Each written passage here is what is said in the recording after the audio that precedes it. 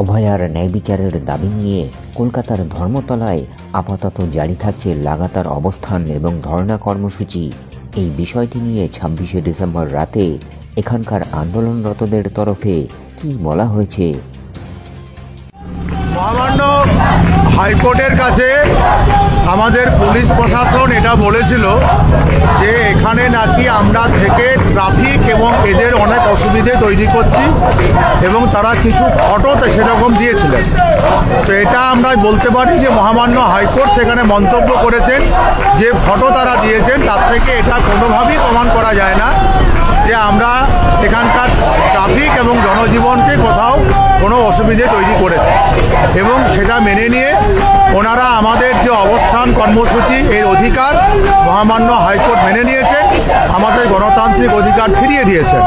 সেখানে একটা জায়গায় বলা আছে যে সেখানে আমরা যাতে রাউন্ড দ্য ক্লক এই কাজ করতে পারি তার জন্য পুলিশকে বলা হয়েছে সমস্ত ব্যবস্থাপত্র নেওয়ার, এবং আরেকটা জায়গাতে বলা আছে যে সকাল 10টা থেকে রাত 9টা পর্যন্ত আমাদের কর্মসূচি যেন চালানো হয়। এখন এমনিতেও আমরা রাত 9টার পর প্রতিদিনই আমরা মাইক বন্ধ করে আমাদের যে প্রত্যেক দিনের যে রুটিন কর্মসূচি 9টার পর এমনিতেই বন্ধ হতো। বাকি সময়টা হচ্ছে যে আমাদের স্বেচ্ছাসেবক তারা এখানে রাত্রে থাকতেন, হয়তো তারা একটু গান বাজনা করতেন, দু একটা স্লোগান দিতেন। আমার মনে হয় না এতে হচ্ছে যে মহামান্য হাইকোর্টের যে অর্ডারের যে স্পিরিট সেটা হচ্ছে 2-4টে গান বাজনা বা স্লোগানিংয়ে কোথাও ব্যাহত হবে। এক কথায় বলতে পারেন আগে যেভাবে আমাদের অবস্থান কর্মসূচি চলছিল 31 তারিখ পর্যন্ত এটাই চলবে বলে মহামান্য হাইকোর্ট আমাদেরকে নির্দেশ দিয়েছে।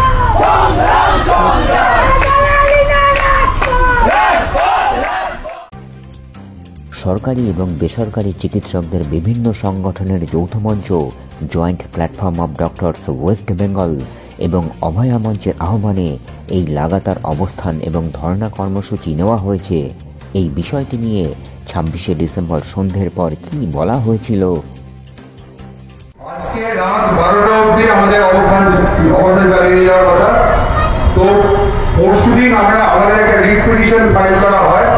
আজকে যার হিয়ারিং হয়েছে, হিয়ারিং হওয়ার পরে হিয়ারিংয়ে কলকাতা পুলিশের পক্ষ থেকে বিভিন্ন রকম তথ্য প্রমাণ হাজির করা হয়েছে। আমরা নাকি চলাচল ব্যাঘাত করছি, আমাদের যে ফ্লেক্সগুলো আছে ফ্লেক্সের মধ্যে যে স্লোগানগুলো লেখা আছে সেই স্লোগানে নাকি ইনসাইটিং সমস্ত মন্তব্য আছে, এগুলো আমাদের বিরুদ্ধে কোর্টে পেশ করা হয়। কোর্ট তার অর্ডার রিজার্ভ রাখবে, অর্থাৎ আমরা যে অবস্থানকে চালিয়ে নিয়ে যাওয়ার জন্য যে আবেদন করেছিলাম ও সেই আবেদনকে নাকচ করেনি, সেটা এখনো সাবজুডিস আছে।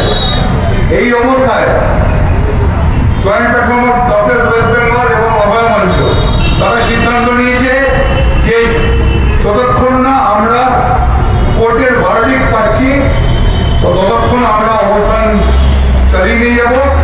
আমরা কলকাতা পুলিশের যে কমিশনার তাদেরকে আমরা আমাদের বক্তব্য জানিয়ে দিয়েছি মেল করে। এয়ারস্ট্রিট থানায় যে আউটপোস্ট আমাদের পাশেই আছে, সেখানকার যে অফিসার সেই অফিসারদেরকে আমরা জানিয়ে দিয়েছি যে আমরা 12টার সময় উঠছি না, হাইকোর্টের ভার্ডিক্ট পাওয়া অবধি আমাদের অবস্থান চালু।